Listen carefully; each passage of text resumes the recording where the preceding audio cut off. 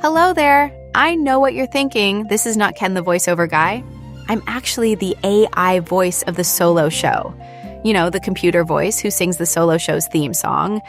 Ken is currently fighting a losing battle with his allergies and has asked me to step in for this week's introductions. So, here goes. Coming up on the Solo Show... We weren't around when these first aired, No. obviously. But now that you've done the research on them, and I'm assuming you've watched them several times and whatnot. Do you consider yourself an expert on these two films? Yes and no. It's kind of long answer, short, kind of thing.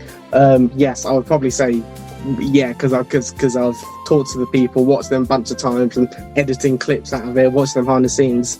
But it's like I've got to the point now where I can't sit and enjoy watching those Ewok films for the moment. Like if I sit down and like watch one of them, I'm just like, I can't stand these Ewoks anymore. They're just go away, because I've been working on the film for so long. Stan welcomes Tom Grove to the guest host's chair. Tom is currently producing a new documentary called Yub-Nub, The Forgotten Ewok Movies. Stay tuned to go behind the scenes on the forest moon of Endor, coming up right now on The Solo Show.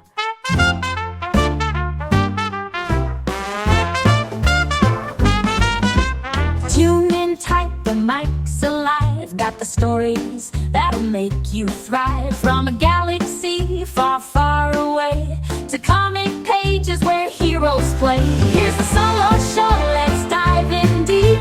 Star Wars dreams and secrets to keep. Marvel heroes, the Muppets too. A world of wonder just for you. Lightsabers clash in a cosmic fight. Marvel's webs swing through the night. Kermit's banjo strums a sweet refrain, bringing smiles through joy and pain. Here's the Solo Show, let's dive in deep. Star Wars dreams and secrets to keep. Marvel heroes, the Muppets too. A world of wonder just for you. The Force is strong, the laughs are real. Spinning tales that'll make you feel. From a Wookiee's roar to a hero's might, this podcast shines like a beacon bright. Miss Piggy's sass and Iron Man's flair, a Jedi's wisdom beyond compare. Through the airwaves, the stories flow. Here's to the magic of the Solo Show. Hi, I'm Eric Walker, and nearly 40 years ago, I was cast in a Star Wars spin-off movie. I played the part of Mace Tawani in both Ewok movies, Caravan of Courage and Ewoks: The Battle for Endor. Recently, you probably noticed on Disney Plus that they've been released under the term Star Wars Vintage. Currently, we're underway making a full-length feature documentary by award-winning director Tom Grove. He's directing a love letter for these forgotten movies, and I believe for fans that you deserve to see how these movies were made. This documentary will be crammed full of never-seen-before video footage and stills from the set, from my private collection, and more. And now, with the help of Tom Grove and you backing this Kickstarter campaign, we can now tell the story of how these two Ewok movies were made. I'm so excited to share with you on what we've been working on so far. This documentary will also contain brand new interviews by most of the cast and crew of both Ewok movies. Thank you so much for taking your time and helping to support this important documentary. Hello and welcome to another edition of the Solo Show. I am Stan Solo as always, and joining me today, coming back, he's been a while since he's been here. October 2023 was the last time we sat down and chatted. Tom Grove, all the way from the UK. Whereabouts in the UK are you from? I'm from a city called Portsmouth. Excellent. So we're here to talk about the Yub-Nub, The Forgotten Ewok Adventures. Tom is directing it. He did it, the funding through Kickstarter. I was one of the backers, just to be clear with this. I want to welcome you back to the podcast. How did the campaign go? I mean, it went as well.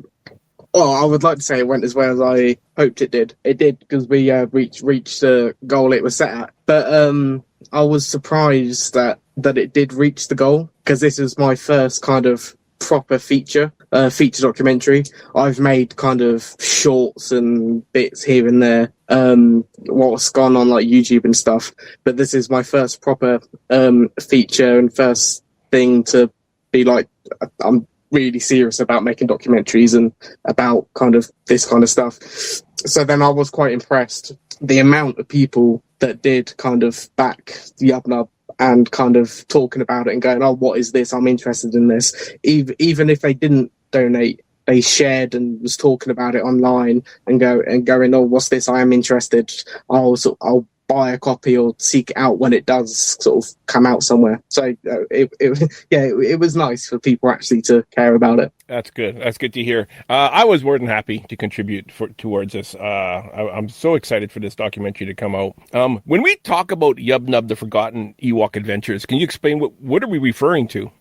Well, obviously, Star Wars fans would know, Yub-Nub's kind of the thing the little teddy bears say, the Ewoks say, the famous actor Simon Pegg said, Return of the Jedi, Muppets in Space with the little teddy bears.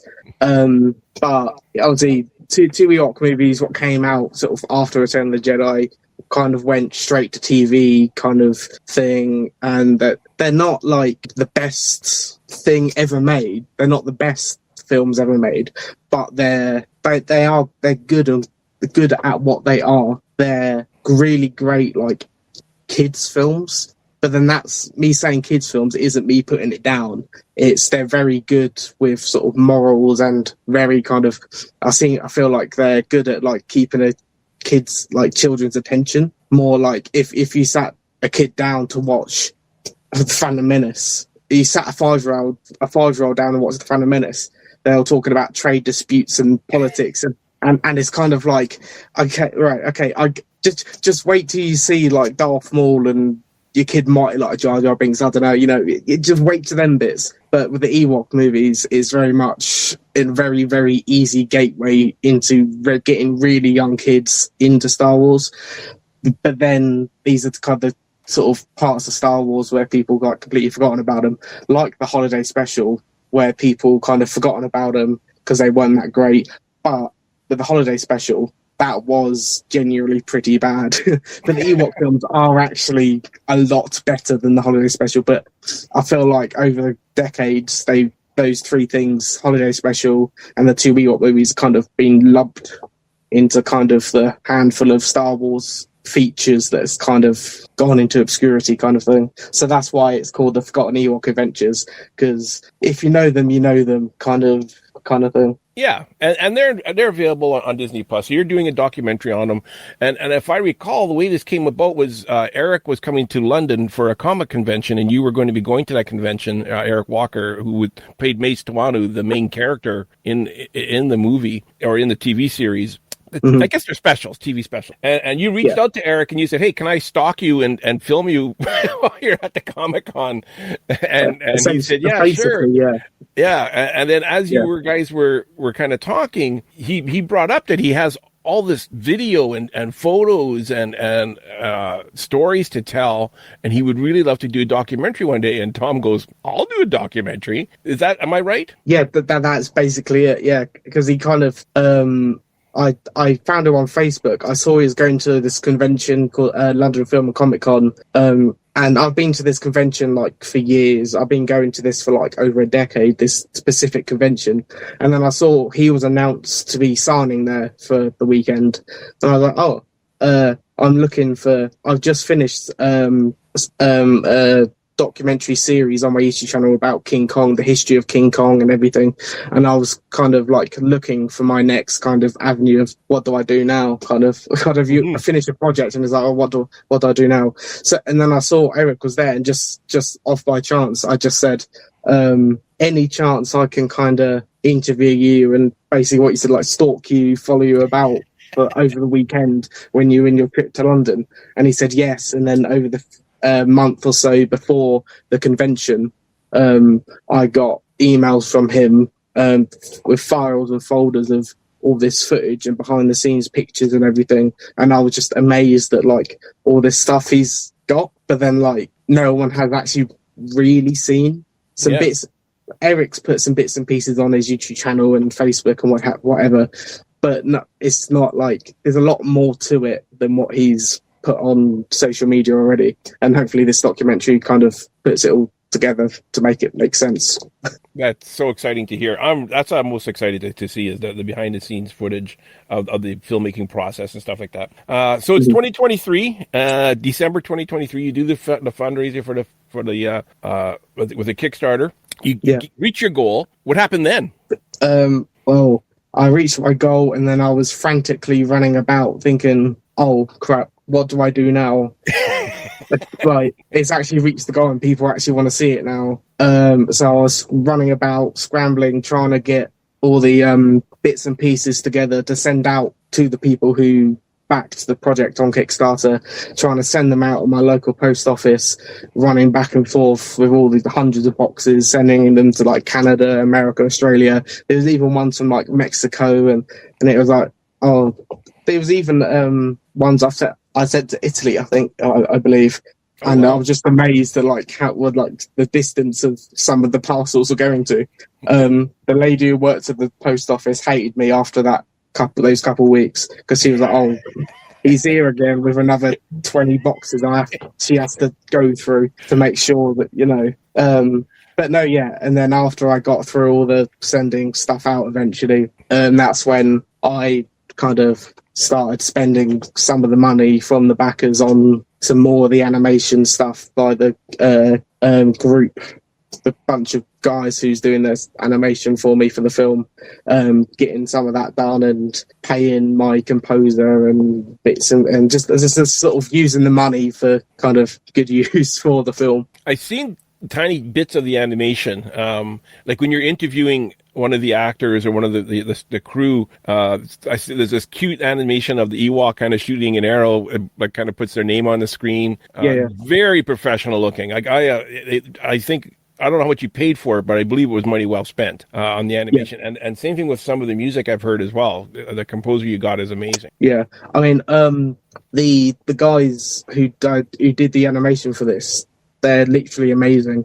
For the Ewoks was the first time I worked with them. So about probably like a year or like about 2 years ago, when I first contacted them about Yub-Nub doing some stuff. But then since then, last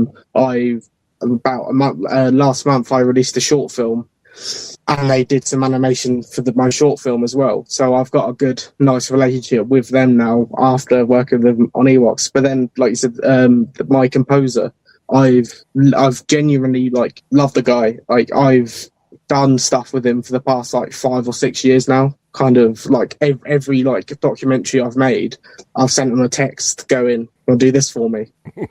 And he just goes, "Yeah, fine," because he knows, like, he knows how I work, and I know how he works, and he knows if he wants to get paid for it, he knows I can pay him, and he knows the trust is there, and that's what I like, and that's just kind of what I like to do. And I think like every single documentary I'll make for the foreseeable future, I'm going to more or less have the same team with me. So the guy who did the animation for Ewoks will be doing my next film, and the guy who did the music for Ewoks will do my next film. Like, I'll always have the same people from now on. Excellent.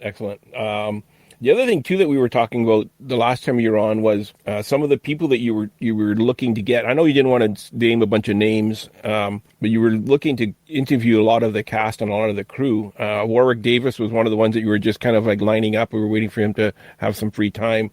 And the stop motion master, is it Phil Tippett? Was that Phil Tippett? Yeah, we got Phil Tippett. Yeah. Yeah, so he did the stop motion in Empire Strikes Back, like the AT-ATs and the Tauntauns and stuff like that. And he also did some stop motion in the Ewoks series specials. Were you able to sit down with them or do an interview with either one of them? Or no, Phil Tippett. Yeah, I got him like surprisingly super easy. Okay, kind of like I reached out to his team, and they just kind of said, "Yeah, okay." Sort of. So then I had to be like, okay, yeah, time, place, where, when, kind of, we'll sort it out. And it was that kind of thing where I said, whenever Phil Tippett's free and comfortable to do it, Mm-hmm. then I will be, because it's like I don't want to be like, oh, I can't do this, can't do that, I can't do this time, because it's Phil Tippett. He's a Hollywood legend, so it's kind of like I need to sort of get him. Like, you know, get him in the documentary somehow. So, you know, even if it's like a short 5 minutes of him somewhere in the film, that'd be perfect. But I interviewed him for about an hour, and there's quite a big good chunk of him throughout the film. Oh, very nice, very nice. And how about Warwick? Were you able to nail him down? That's still a sticky situation with Warwick at the moment. Oh no, okay. I haven't yet. Okay, all right. That's I'll give you this. That's one reason why the documentary has taken longer to do than I originally planned, because of I've been trying to sort stuff out with Warwick, trying to grab him in, trying to, hopefully, fingers crossed, it still could happen by the end of the year, but you know. Okay, but you do interview Kevin Thompson. Yes. He did was it Torok or Tuk Tuk? I can't remember. I don't know. Yes. But he so a lot of the stories he said, even from Return of the Jedi to the two Ewok movies, he was just like, he said, I think his quote was, "It's just Kevin changing outfits. It's the Kevin show." They just, because apparently he was just so good at like doing the stunts in the suits that they were just like, quick change, keep that head on. That head looks the same. The heads look the same. Just change the torso. Just change the suit, and then just go. And then now you've got the bow and arrow, and then you've got just a spear, and you got a rock, and just jump up there. And apparently that was kind of it for him. Yeah, Kevin is an amazing person, and he has a book. I wish I could remember. I bought the book, actually. I'm just trying to remember what the name of it was. Oh yes, his book he did with his wife, wasn't it? I think. Wasn't it? Yeah, him and his wife wrote it together. Anyways, who else were you able to interview? Of course, Eric Walker. Mm-hmm. Obviously, Nikki Botello. Oh, Teak. Yeah. I'm trying to remember myself now.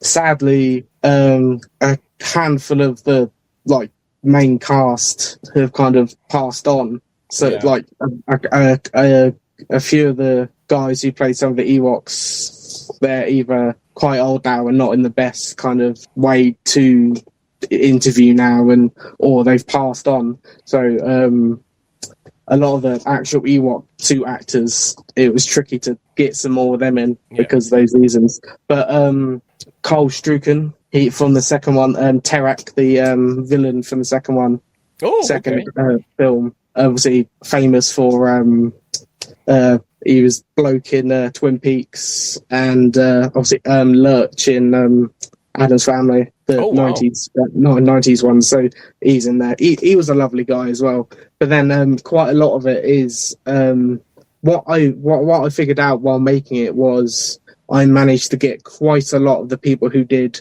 like a lot of the effect, like a lot of the set builders and special effects and model makers and everything. And obviously they all know each other, working at ILM and everything. And so then watching it, there's a good like 20-30 minutes of the film where it just is completely focused on that. And they're all bouncing off of each other. They're all completely separate interviews. They didn't know I interviewed all of them. But then they're mentioning each other's names, talking about stuff they did.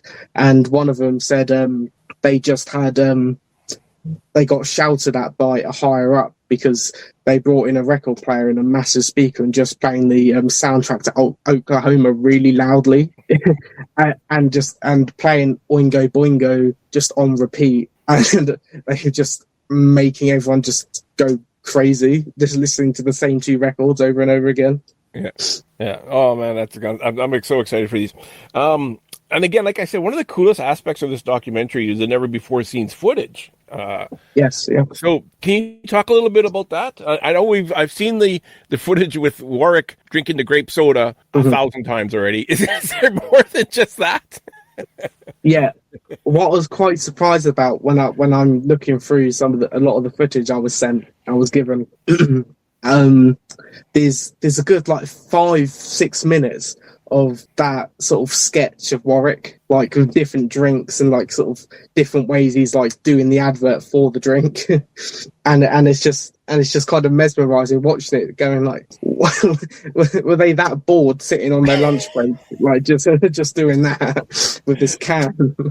Well, it seems like he's like doing an impromptu commercial for Welch's grape juice is what the video is. It's pretty funny. Have you figured out or decided how long this documentary is going to be? It's going to be about 90 minutes. Okay, good. 90 to 100 minutes. Yeah. Mm-hmm. So That's good length. It's long enough, but it doesn't overstay its welcome, kind of thing. It gets the point across, kind of thing. Because I've seen so many documentaries, even what's come out the last like 5 or so years, where they're just so long, and it doesn't get to the point of what the story is. And even it's like the documentaries are like very well done and well edited, and they've got some amazing interviews. But it's just like, okay, get to the point that you're just dragging it along. And I didn't want this documentary to just be like, I remember the Ewok films. The people who made them, we love them, and we've got the small group of fans who love them, adore them. I didn't want it to just be that. I wanted it to be a part of that, but then also like the kind of slight negative aspect of it as well. But they're so forgotten. People just genuinely just don't talk about them, and about how the films are actually made as well, not just kind of a retrospective, like an hour and a half long retrospective. Oh, do you remember these? And then you've got like just 2 people who worked on it talking about it. No, I've got quite a load of, like we talked about, quite a few good people who made them to kind of fill in the gaps and actually tell the actual story of them. Excellent. Did you have anything that surprised you that you learned or discovered while doing your research? I was surprised the first film won an Emmy. It did. I didn't know that. Yeah, for children, Emmy, I'm guessing. I think it was for like matte paintings, like the background paintings and stuff. I think it was. Okay. And when I found that, I was like, "Oh, really? Okay." I didn't. It's a really random pick to give an Emmy out for a film, like a TV film like that. I was quite surprised. Yeah. So we weren't around when these first aired, no. Obviously. But now that you've done the research on them, and I'm assuming you've watched them several times and whatnot, do you consider yourself an expert on these 2 films? Yes and no. It's kind of, long answer, short, kind of thing. Yes, I would probably say, yeah, because I've talked to the people, watched them a bunch of times, and editing clips out of it, watched them behind the scenes. But it's like I've got to the point now where I can't sit and enjoy watching those Ewok films for the moment. Like if I sit down and like watch one of them, I'm just like, I can't stand these Ewoks anymore. They're just go away. Just because I've been working on the film for so long, let's go away for a minute. I don't want to see another Ewok for a bit. But that's not saying I don't love the films and love Star Wars and love Ewoks and whatever. I love it, love all of it to bits. But no, yes, but you're answer to your question. Yeah, I'm probably more of an expert than most. Even I've talked to people I know who are big Star Wars fans, and I mentioned about these 2 Ewok movies, and they kind of look at me blankly, going, "What are you on about? What Ewok movies?" And this is, and that's kind of the point of why I wanted to make the documentary. Like, yeah, they exist, and watch them. They're pretty good. They're not that bad. There you go. So now that we established that you're considered yourself an expert, doing quotations. Yeah. Disney is really big on remakes these days.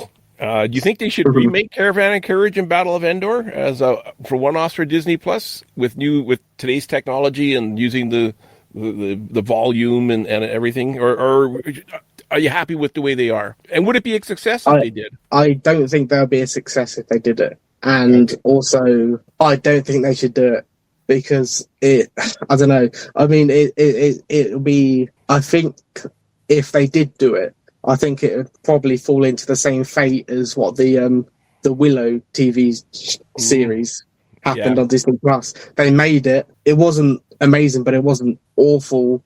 It was kind of it was all right, and it just kind of disappeared, and you just can't watch it like legally, and you can't buy it anywhere properly. And it's just like, well, we can't really do that. That was what, even if it wasn't like the best end product ever, it was just like, that doesn't matter. You can't do that. So then I think if they did something like that with Ewoks, it will go straight to streaming or straight on Disney Plus and have the same kind of fate of like, if they can easily choose to like have it in a tax write-off and just get rid of it, and then you just can't watch them anymore. But then onto your other point of actually remaking them, maybe like updating them with whatever Skynet AI they want to use on it, it'll lose the complete charm of what they are. Like, you know, like if making like Ewoks like fully CGI and stuff like that, it won't work. Ewoks are people in suits. Yeah. Like costume actors, that's stunt people in suits. That's what an Ewok is. But if they make it CGI, you know, but then if they want to do like a cartoon or something, with that they could easily do that. But then Disney, I don't think Disney and current Lucasfilm don't really know what they're doing with Star Wars properly. They seem a bit lost with like the angle they want to go towards. Yeah, I feel like they're fishing almost, like they're shooting out lines, hoping to catch something that will work and reel it in, but they're fishing in weird spots sometimes. Yeah. How about an Ewok holiday special? There we go. Oh. It's the celebration of the life day on Endor, on the forest moon of Endor. Yeah, it can't go as bad as it did last time. The holiday special. But, you got to get Bruce Valanche back on writing it again. Do you have a finish line in sight? I don't have like an exact date or anything, but I'm hoping to get like the actual like finished edit of it sort of done by the end of this year. So then hopefully next year I can sort of throw it out and get it out there somewhere. Yeah. And how about, speaking of throwing it out there, any distribution type plans, or how are you going to get this out to the Kickstarter fans first? And yes. Anything else after that? Are you working on that? Yeah, so the first thing is, as soon as I'm happy with how the film is and it's done, the edit's done, I've got a finished film, the first thing is sending out the digital copies to the backers of the Kickstarter. And then after that, we have to figure out what to do with it then.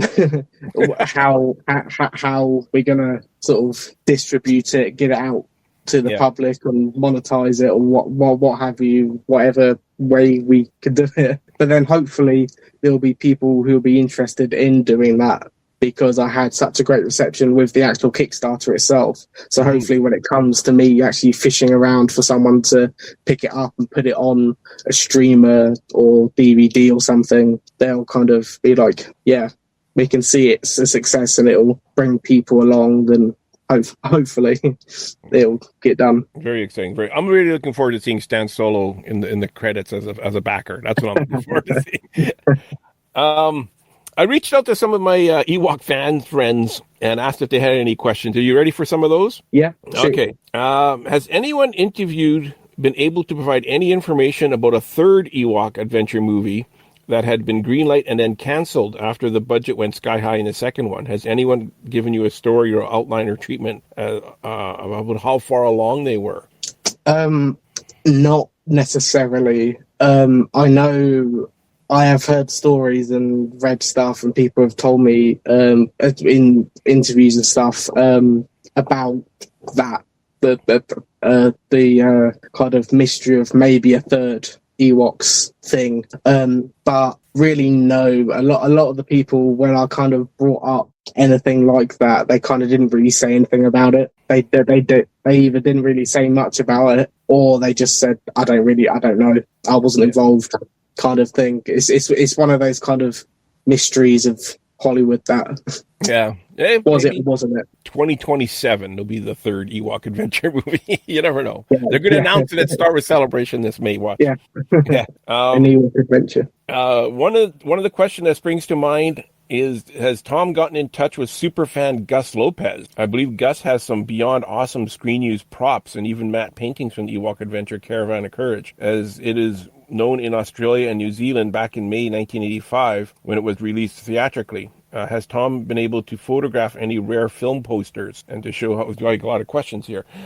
Were you able to reach out to Gus Lopez about any of the props he may or may not have? I personally, I don't think I have, but I have heard the name, and I have seen some stuff online about him, but I haven't personally reached out to him because what I feel like with a lot of that kind of stuff, with like say like fans owning props and stuff, and then taking pictures and stuff of their props they own, it's kind of like lovely. I would love to see it. If anyone wants to, I'd love to see it. But to actually sort of put it into the film, it won't really work. Sort of thematically and stuff, it won't really work. If that makes sense. Yeah, it makes sense because you're doing something that happened like almost 40 years ago, more than 40 years ago, and you're going to be showing stuff that here it is today. It doesn't really add up. Would you come across any rare film posters? Were you able to take pictures of them or anything like that? Unfortunately, not really. Not really. Because sadly, obviously. Not sadly, but a lot of the people who I interviewed kind of don't live in the same country as I do. Yeah. So I physically couldn't be face to face in person interviewing with them. So it's all been through the power of technology. If anyone did have anything, they've shown me through sort of texts and emails or video call or what have you, but I haven't kind of seen anything in person or really got anything myself, to be fair. Yeah. This is something we talked about the last time you were on, about how George always said that he made this for his daughter, Amanda Lucas. Mm-hmm. And we owe a lot of her loving the specials so much that they were being made. Were you able to track her down at all? No, I did actually look to try to maybe do that, but it's just because I think trying to find her would be 10 times harder than it would be to actually interview Lucas himself, I think. Because I think it'd be hard for me to actually speak to George Lucas, but it's more of an easier route to go to sort of contact the right people to then get to him to say, no, I don't want to do that. But then getting to his daughter is an extra step. Yeah. Kind of more of a personal kind of, I don't want to speak to George Lucas, I want to speak to his daughter. it's a bit, like, it's a bit. Yeah, that doesn't sound creepy at all. Yeah, it's a bit weird, yeah. And then he says, my other question would be, does anyone have access to the copy of the unaired promo featuring Eric Walker, Audrey Miller, and Magenta Farrell as Clank? It was set in a 50s-style diner and filmed without George's approval. When he saw that ABC had filmed George canned it because he didn't want his characters to be seen associated with Earth. I've never ever even heard of that before. Are you familiar with that at all? No, I'm not familiar with that one, actually. Yeah. But no, I that sounds really interesting. I wish I had that footage. I don't have that footage, but I do have. There are a good like 4 or 5 commercials what got shown on the televisions at that time. I do have some commercials, but not kind of that specific one. Yeah. Okay, this is the last one from the fan chats questions. Can Tom take all of us backers to Skywalker Ranch when this documentary wins awards and is screened there? Yeah, I don't know. You have to see how many invites you get. Yeah. I don't know if Skywalker Ranch or Lucasfilm will probably love me completely. Okay, with a little bit of the angle of how my documentary is. I don't know if they will completely love me. Okay, fair enough. Are they familiar? Do you think they know, or do you know if they know you're making this documentary? Someone who still works at ILM surely must know, because I've spoken to and interviewed and emailed and texted so many people who had worked for Lucasfilm and ILM and stuff. So it's like, surely someone who still works there must know about it. Surely, I don't know. I haven't heard anything that anyone who still did. I haven't heard that Mickey Mouse knows that I'm doing it, but then it's kind of like nothing in this film should infringe with copyright, like proper copyright. It's not. There are legally, I am allowed to kind of do it. I've had that question a couple of times, sort of going, the mouse will bring the hammer down on you because it's, their intellectual property, their IP. But it's like, yes, technically yes, but the footage, I've been very careful. There's only a couple bits in the film what actually shows clips of the actual footage of the actual film. When it's necessary, I need to show it. It gets shown, but then everything else is literally everything Eric has given me. Yeah. So, and Disney, Lucasfilm, they don't own any of that. Sort of, Warwick and Eric filmed and took all the pictures and filmed everything by themselves. So they sort of, Eric owns it. Yeah. So, and he's given me the food. So it's, yeah. I think everyone listening to this is very familiar with the world famous the Solo Show logo. And just from a personal note, I did get a notification to not sell merchandise or T-shirts with my logo on it. Oh, okay. I was allowed. They never said don't use it. They just said don't be making money off of it. It was basically what I was instructed. Okay, a few quick questions. These are just kind of. This is Tom Grove. This is your own personal opinion. This has nothing to do with the Ewoks or your documentary and that. Just to kind of get to know you a little bit. Some very quick ones. What's your favorite Star Wars film? I would have to say Star Wars: A New Hope, the first one. Yeah. Without that, none of this would happen. True enough. Favorite Star Wars character? It's a toughie. Yeah, I think a lot of people, when I was younger, I grew up in the prequels era when that, like, the Clone Wars and stuff was happening, and a lot of people would probably dislike me for saying this, but I was quite a fan of Jar Jar Binks when I was younger. So I've got quite a lot of nostalgia for that character, so I'll probably say that. Okay. If you're going to say that, I got to ask you now, what's your worst favorite character? Your least favorite? I don't know. Because 90% of the people will go, I don't want to say Jar Jar because that's too easy. Well, you gave like the hard one for what's your least favorite? Yeah, I would probably say it. I'm going to give kind of, this is going to be a bit of a weird answer because I don't hate the character at all. I love the character and how they look, but I hate the way it was handled. Captain Phasma from the sequel trilogy is where I kind of dislike or even hate how she was portrayed and how kind of that character went, the story of that. But then I think that would have been a great character, but it just kind of went nowhere, did nothing really.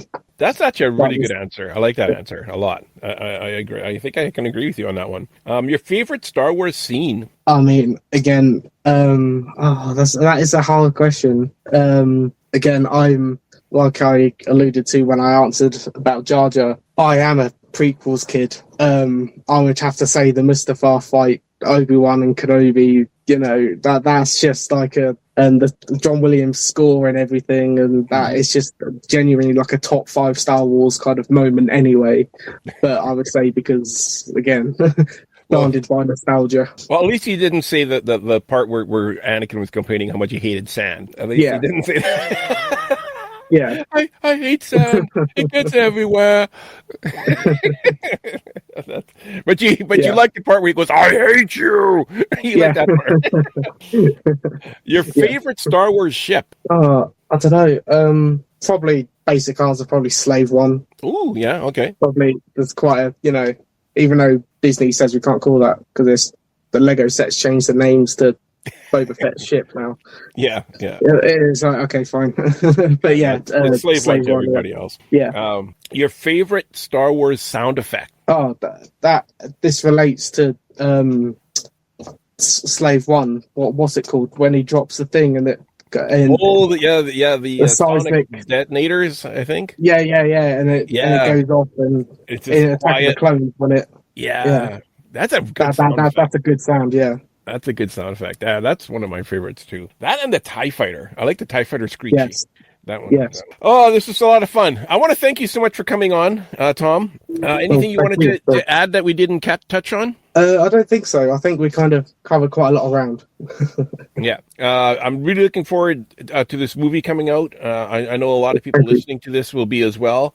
Where can they follow you or if they want to know more information about the documentary, where would they go? If it's simple, literally just go on Google or Facebook or Instagram or Twitter or YouTube or whatever sort of anywhere on the internet and just search Tom Grove, my name, and then you'll see this face and then just click on that and then and then you'll find various links and you can see everything. Just to give you a heads up, this is an audio only podcast, but you can look for that face.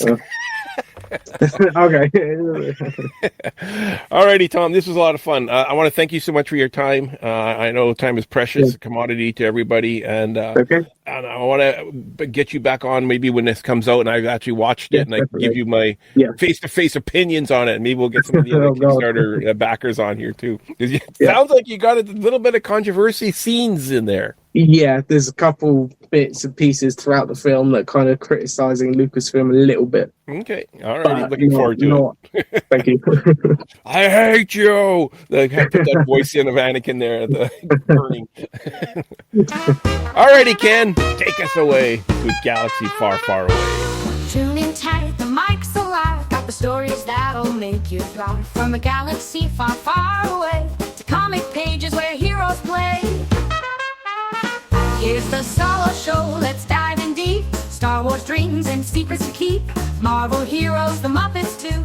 A world of wonder just for you. If you have a brilliant idea for a future edition of the Solo Show and would like to take your turn in the guest host's chair, then drop us an email at thesoloshow01@gmail.com. Tell us about your idea for a show and we'll contact you about a date and a time for you to join us. If you would just like to keep the conversation going or have a comment about a previous show, then visit us on Facebook at The Solo Show. Don't forget to join us on YouTube, like us and subscribe to the channel, and don't forget to hit the notification bell so you'll never miss a new show. All logos, songs, music, and sounds that are made by and for Disney and its affiliates are owned by the Disney Corporation and are not, nor are they intended to be owned by the Solo Show podcast. We hope you enjoyed the show. Thanks for listening, and bye for now. From a Wookiee's roar to a hero's might, this podcast shines like a beacon bright. Miss Piggy's sass and Iron Man's flair, a Jedi's wisdom beyond compare. Through the airwaves the stories flow. Here's to the magic of the Solo Show. Here's the Solo Show, let's dive in deep. Star Wars dreams and secrets to keep. Marvel heroes, the Muppets too. A world of wonder just for you. Here's the Solo Show, let's dive in deep. Star Wars dreams and secrets to keep. Marvel heroes, the Muppets too. A world of wonder just